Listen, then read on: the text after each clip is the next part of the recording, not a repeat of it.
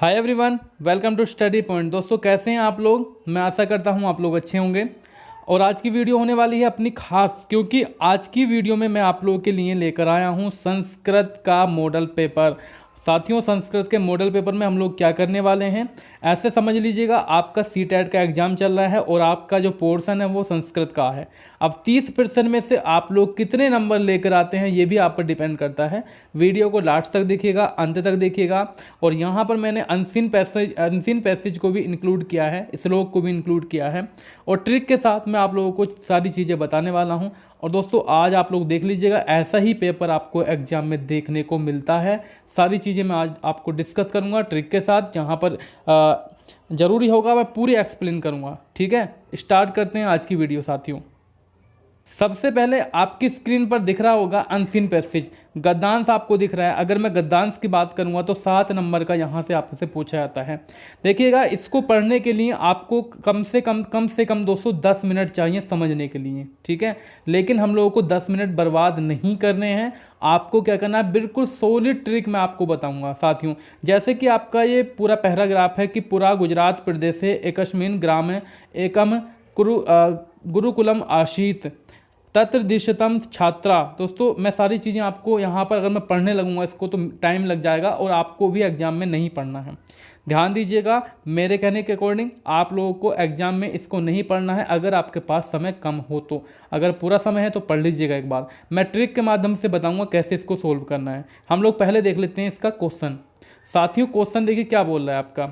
Question बोल रहा है आपका कि ओके, क्वेश्चन क्या बोल रहा है, कति छात्राः गुरुकुले पठन्ति। ठीक है, तो दोस्तों इसका मतलब ये होगा कि जो गुरुकुल में कितने छात्र पढ़ते थे। ठीक है, कति छात्राः गुरुकुले पठन्ति में कितने छात्र पढ़ते थे। तो दोस्तों आपको करना क्या है, यहाँ पर देखिए गुरुकुले और छात्रा, इसको आप लोगों को पैराग्राफ में ढूंढ लेना है। ठीक है, सबसे पहले लाइन में ही लगभग ये आपको मिलेगा पहला क्वेश्चन जो होता है आपका। यहाँ पर देखिएगा आसीत तत्र द्विशतम छात्रा। अब देखिएगा द्विशतम जो होता है वो क्या होता है, यानी कि द्विशतम किसको बोलते हैं। तो साथियों आपको पता होना चाहिए, द्विशतम बोलते हैं 200 को। ठीक है, तो ये 200 जो होगा आंसर हो जाएगा सही आंसर। तीसरा ऑप्शन होगा सही आंसर आपका। नेक्स्ट क्वेश्चन आपकी स्क्रीन पर यह होगा, वैध राज है कम पृष्ठवान है। ठीक, अब ये भी आपको सोल्व करना है। सोल्व कैसे करेंगे, आप लोगों को देख लेना है वृद्ध राजा है ये कहाँ पर होगा, या देख लीजिएगा पृष्ठवान ये देख लीजिएगा आप लोग। तो वृद्ध राजा देख लेते हैं हम लोग कहाँ पर है, अच्छे से देख लीजिएगा। देखिए यहाँ पर आप लोगों को मिल चुका है ये वाला। ठीक है, और प्रधानाचार्यम, तो इसका जो आंसर रहेगा साथियों वो क्या रहेगा, वो प्रधानाचार्यम ही रहेगा। तो आंसर साथियों वो होगा आपका तीसरा वाला ऑप्शन। देखो 2 क्वेश्चन मैंने आपको कराए, बिल्कुल सिंपल थे, आप लोगों को देखने को मिल गए पैराग्राफ से। ठीक है, इसके बाद हम लोग बात करेंगे विहस्य इति पदे प्रत्यय अस्ति, यानी कि जो विहस्य है दोस्तों ये आपको बताना है। ये क्वेश्चन थोड़ा अलग है, पैराग्राफ से अलग है ये आपका। ठीक है, 63 नंबर, यानी कि दोस्तों जो आपका विहस्य है ये आपको बताना है कि इति पदे प्रत्यय है, प्रत्यय को बताना है। तो आपको पहले मैं आंसर बता देता हूँ, लेप आंसर हो जाएगा आपका तीसरा वाला ऑप्शन। ठीक है, लेप प्रत्यय जो है वो आपका सदैव उपसर्ग में ही प्रयुक्त होता है। ठीक है, और दोस्तों अगर आप लोगों से पूछेगा कि लृप कैसा प्रत्यय है तो आप लोगों का आंसर आना चाहिए कृदंत प्रत्यय है साथियों ये। ठीक है, कैसा प्रत्यय है, कृदंत प्रत्यय है ये आपका। ठीक है, शाबाश। नेक्स्ट क्वेश्चन की बात करेंगे हम लोग, क्वेश्चन नंबर 4 आज की वीडियो का। तज्यंती इति पदे धातु अस्ति। चलिए ये भी क्वेश्चन आपका बहुत बढ़िया है, यानी कि तज्यंती इति पदे धातु अस्ति, ये आपसे पूछा गया है। अब दोस्तों इसका जो सही आंसर होगा तज्य होगा पहला वाला ऑप्शन। दोस्तों ये जो है आपका लट लकार में लट लकार प्रथम बहुवचन का रूप है। अब दोस्तों तज्य का मीन्स होता क्या है ये आप लोगों के दिमाग में होगा। तज्य मीन्स होता है आपका त्यागना। तज्य मीन्स क्या होता है साथियों, त्यागना होता है ना। और धातु का रूप क्या होता है, यानी कि धातु का अर्थ क्या है, यहाँ पर मूल शब्द जो होता है वो धातु होता है, इसलिए पहला ऑप्शन होगा आपका सही आंसर। नेक्स्ट क्वेश्चन देख लीजिएगा आप लोग, नगर स्थिता इति पदे समास अस्ति। नगर स्थिता इसमें जो है समास कौन सा है ये आप लोगों से लगभग पूछ रहा है। तो बिल्कुल सिंपल प्रश्न आप लोग यहाँ पर देख लीजिएगा। अगर मैं इसकी बात करूँगा, यानी कि दोस्तों जिसमें उत्तर पद प्रधान होता है। चलिए हिंट भी मैं आपको बता रहा हूँ, वो कौन सा होगा साथियों? तत्पुरुष समास। बिल्कुल सही आंसर साथियों आपका, बहुत ही बढ़िया आंसर था आपका, है ना, शाबाश। अगले क्वेश्चन की बात करेंगे साथियों हम लोग। वैसे मैं आपको बता दूं, ये वाला जो क्वेश्चन है आपका, यानी कि इसका विग्रह अगर मैं करूँगा, नगरे स्थिता, इसका जो विग्रह हो जाएगा ये होगा नगरे, नगरे स्थिता, ये आपका विग्रह होगा इसका। क्लियर? अब देखिए ये क्वेश्चन देख लेते हैं हम लोग यहाँ पर, क्वेश्चन नंबर 6, आज की वीडियो का 6ठा नंबर देख लेंगे हम लोग यहाँ पर, कि भोजना दिव्यवस्थाम पदे विभक्ति है अस्ति, यानी कि इसमें विभक्ति कौन सी होगी, आप लोगों से ये पूछ रहा है इसमें। ठीक है साथियों, अगर मैं इसकी विभक्ति की बात करूं, सबसे पहले आप लोगों को करना है इसका विग्रह। विग्रह क्या हो सकता है? अच्छा, विग्रह करने की आवश्यकता नहीं इसमें, क्योंकि आपसे विभक्ति पूछी है, तो डायरेक्टली मैं आपको बता दूंगा द्वितीय एक वचन का रूप हो जाएगा ये आपका। ठीक है, यानी कि आपका 66 का आंसर हो जाएगा द्वितीय, बी वाला ऑप्शन है। नेक्स्ट क्वेश्चन होगा अस्मिन् अनुच्छेदे सेवन्ते इति क्रियापदस्य कृत पदम किम है, यानी कि ये आपको देखना पड़ेगा, जो अनसीन पैसेज है उसकी तरफ हम लोग चलते हैं, कहाँ पर होगा। एक भी पैराग्राफ में आप लोगों को करना क्या है, एक वर्ड ले लीजिएगा, वही आप लोगों को ढूंढना होता है। ठीक है, एक वर्ड ले लीजिए इनमें से कोई सा भी जो आपके दिमाग में रहे। अस्मिन् अनुच्छेदे सेवन्ति इति क्रियापदस्य। ठीक है, बहुत बढ़िया। चलिए मैं आपको दिखा दूंगा। देखिए आप लोग यहाँ पर देखिएगा कि भवना जनानी एवं एतम स्वस्था नरा औषधम न सेवन्ते।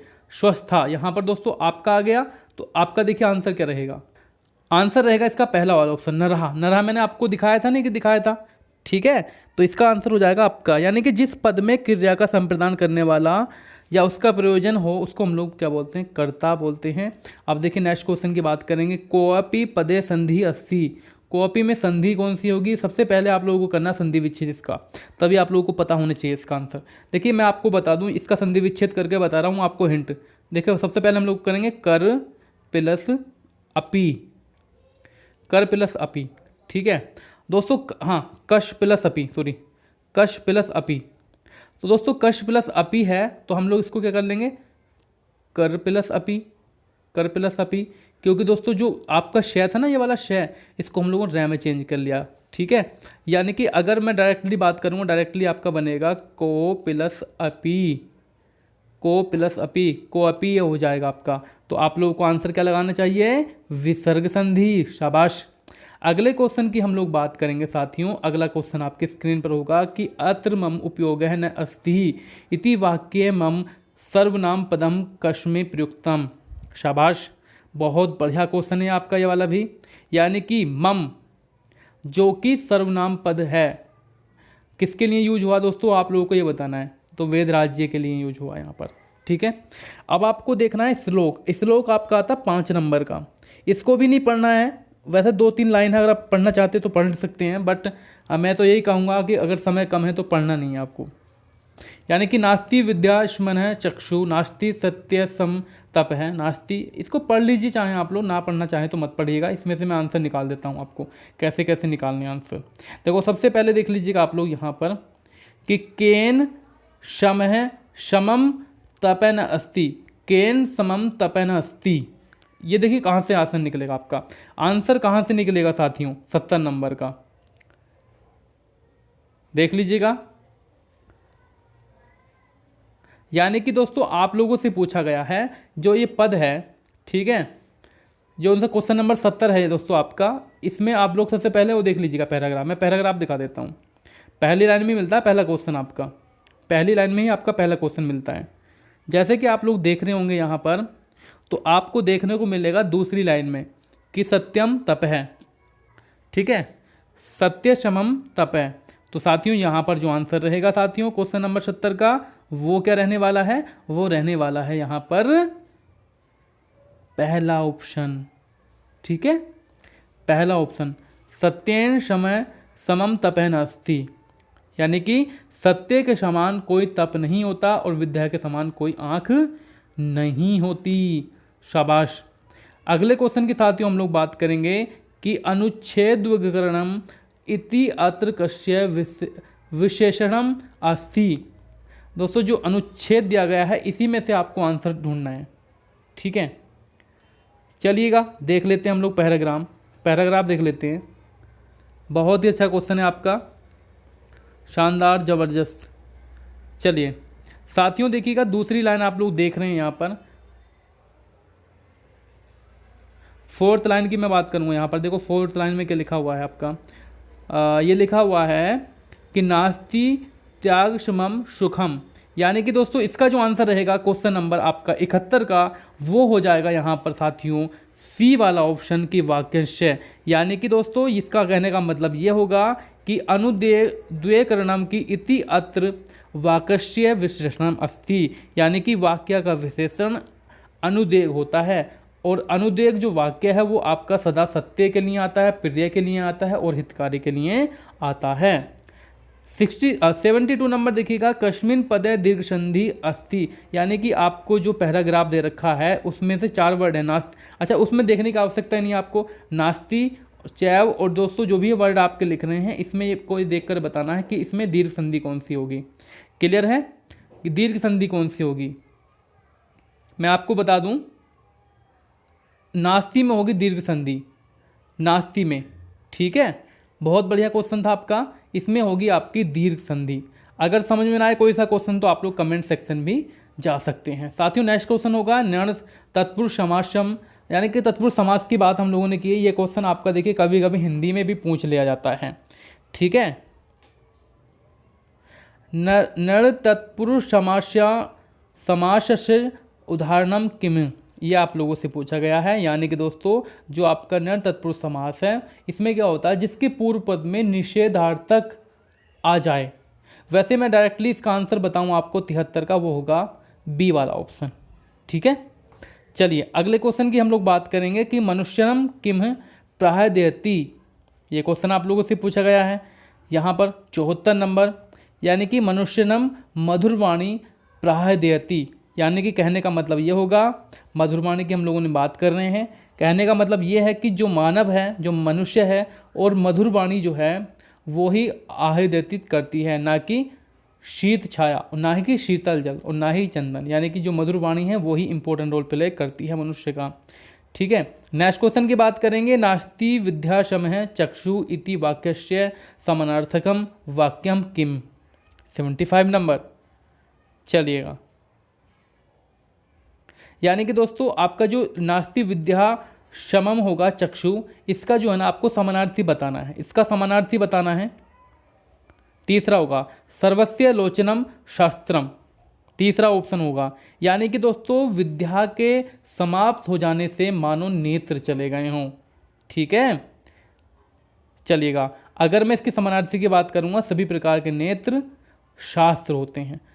सर्वस्य लोचनम शास्त्रम, सभी प्रकार के जो नेत्र होते हैं शास्त्र होते हैं। इसका कहने का मतलब ये था कि अगर विद्या चली जाती है, ऐसे मान के चलिएगा दोस्तों नेत्र चले गए हैं।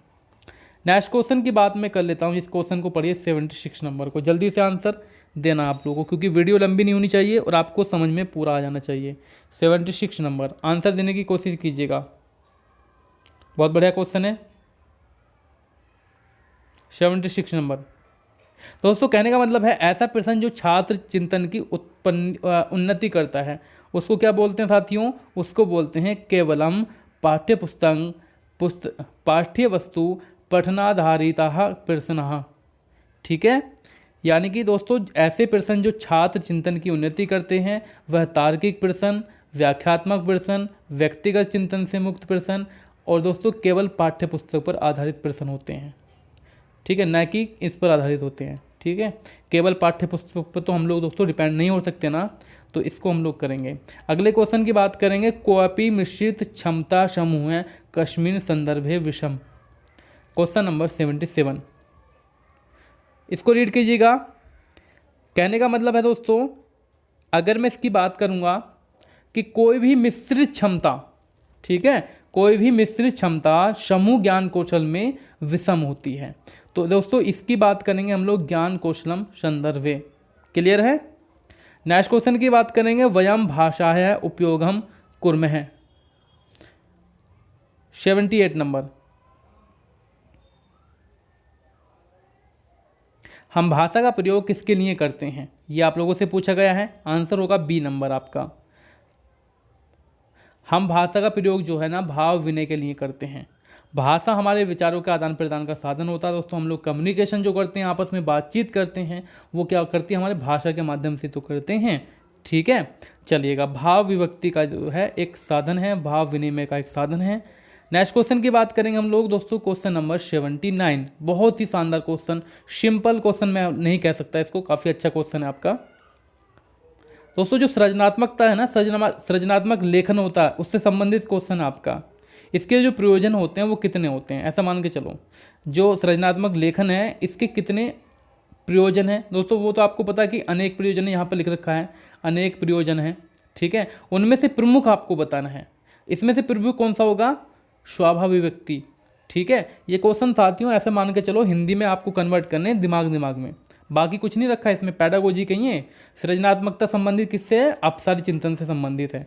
ठीक है, तो स्वयं की अभिव्यक्ति होनी अनिवार्य है मनुष्य की, इसलिए आपका जो आंसर रहेगा डी वाला ऑप्शन हो जाएगा बिल्कुल सही आंसर। अब देखिए नेक्स्ट क्वेश्चन की बात करेंगे हम लोग, 80 नंबर। 80 नंबर में क्या पूछा गया है, काचित बाला यदि मातृभाषाए सम्यक्तया पठती तरही। 80 नंबर दोस्तों, कहने का मतलब दोस्तों ये होगा, वैसे मैं आंसर बता दूंगा। कहने का मतलब ये है कि कोई बाला जो है मातृभाषा में ठीक से पढ़ती है तो वह क्या करेगी, सा स्वपठन कौशल्य उपयोगम द्वितीय भाषाएं अधिगमे क्रतु न शक्नोति। यानी कि कोई बाला यदि मातृभाषा में ठीक से पढ़ती है तो वह जो स्वपठन कौशल का उपयोग करती है और द्विभाषा के अधिगम करने में समर्थ नहीं हो सकती। आंसर रहेगा डी नंबर। ये क्वेश्चन वैसे आप लोग अच्छे से देख लोगे, थोड़ा बहुत दिमाग तो आप लोग 2 मार्क क्या गाइज, आप लोग मेरे ख्याल से 30 में से 28 मार्क तो आप लोग यही आएंगे, इतनी तो आप में कैपेसिटी पक्का ही है। लेखन कौशल देखो, मैं आपको बता दूं, आप लोगों को ये नहीं सोचना कि संस्कृत है। जैसे आप लोगों ने देख लिया लेखन कौशल, तो लेखन कौशल से संबंधित है ये आपका, इसके विकास से संबंधित बात हम लोगों से पूछी जा रही है। ठीक है, तो जो लेखन कौशल है, मतलब ऐसा मान के चलो, मैं डायरेक्टली हिंदी में आपको समझाऊं, इस क्वेश्चन में ये पूछा गया है, मैं इसको नहीं पढ़ रहा हूँ बिल्कुल भी। मैंने देखा यहाँ पर लेखन कौशल विकास के लिए शिक्षक की मुख्य भूमिका जो है वो क्या होनी चाहिए, है ना। लेखन कौशल के विकास के समय जो शिक्षक को मुख्य भूमिका क्या निभानी चाहिए, यानी कि जो भाव विभक्ति है वो प्रधान होना चाहिए। आंसर रहेगा डी नंबर, भाव विभक्ति, जो उसके भाव है उसकी विभक्ति। लेखन कौशल की चाहत शब्द ज्ञान के साथ साथ भावों पर आधारित होती है ना, जैसे कि निबंध आप लोग लिखते हैं। नेक्स्ट क्वेश्चन की बात करेंगे हम लोग, प्रत्येक भाषाया लिपि ही वर्तते इयम उक्ति ही।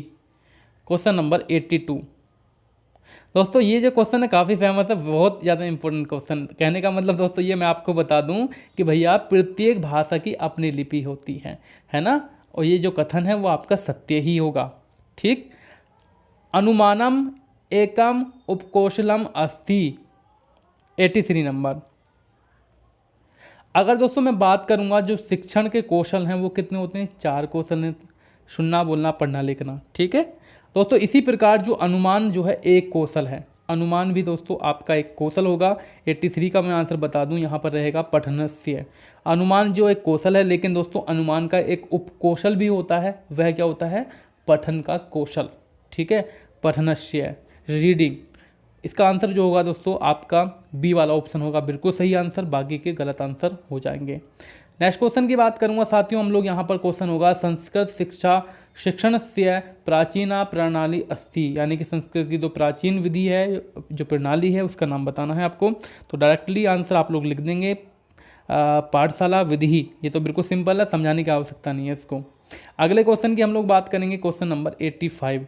साथियों अगर आपको एक भी क्वेश्चन समझ में आता है इस वीडियो का तो लाइक दोस्तों करना है आपको, पहली बार विजिट करने चैनल को सब्सक्राइब करना बिल्कुल ना भूलें।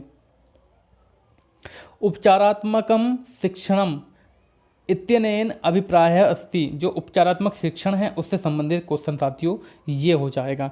यानी कि जो उपचारात्मक शिक्षण है उससे तात्पर्य क्या होगा दोस्तों, मैं आपको बता दूं, यहाँ पर हो जाएगा पहला ऑप्शन, छात्रः किमर्थम अवगुणतम असमर्थार्थ च दूरीकृतु के उपाय, है ना।